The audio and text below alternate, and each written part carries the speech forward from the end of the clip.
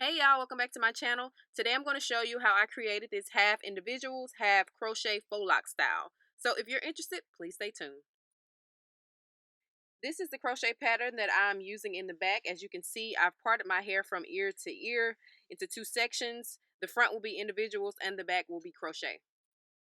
I did not record how I created this braid pattern, so I'll try to explain it as best I can. What I did was I created individual plaits around the perimeter of this section, and then I added the ends of those plaits into the cornrows that I have going straight to the back.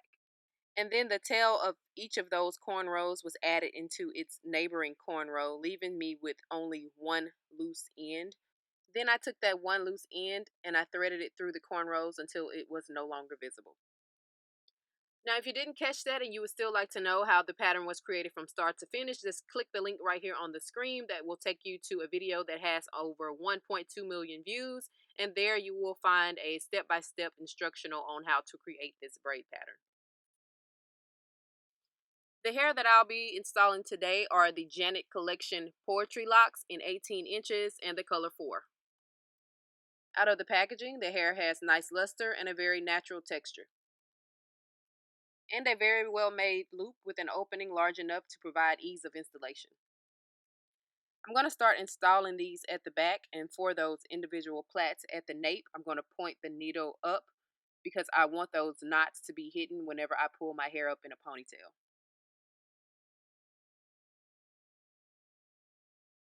And here's what row 1 looks like once I'm finished.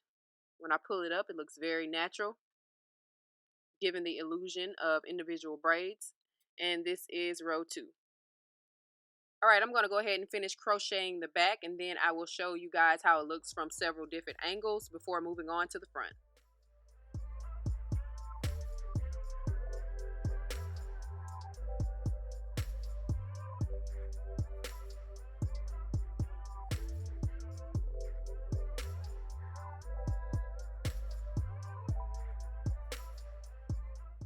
For the individuals in the front, I'm using staggered parting. Now, I suffered some hair loss a few years back that I'm still recovering from, so I'm going to part my hair in such a way that allows each row to fall in the parts of the row below it, which will aid in hiding those sparse areas and provide fuller results.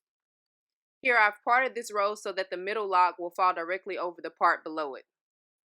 Once you've pre-parted your hair, in order to attach the individual locks, you must first split your section into two pieces and clip one half of it away.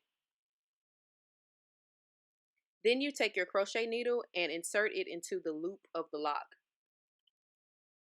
You then twist the root of your hair, hook it, close the latch, and pull your hair through the loop. Now push the loop of the lock down towards your scalp and clip it so that it stays in place.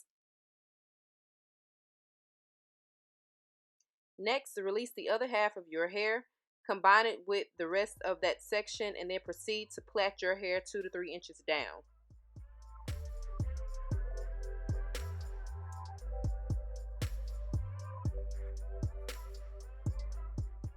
And with that braid, I've confined the lock, and now it is securely attached to my hair.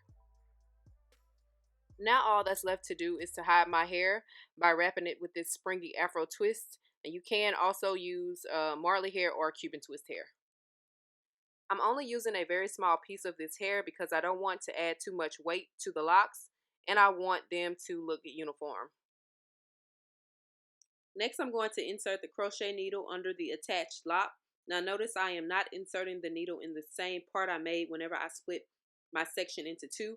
I am coming in from a different angle so that the spring twist hair does not come in contact with the lock and cause tension that may result in the lock becoming looser at the base, if that makes sense.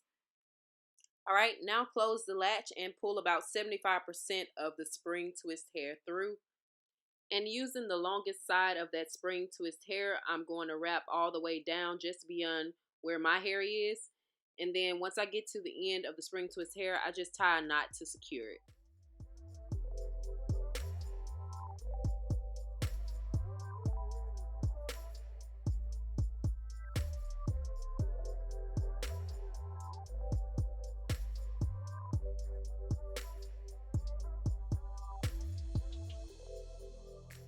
And that is how I installed the individual locks in the front.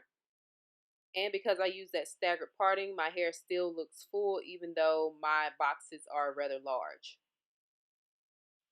I installed 11 locks per side in the front. That's 22 plus the 48 locks I installed in the back for a total of 70 locks that I used to create this style.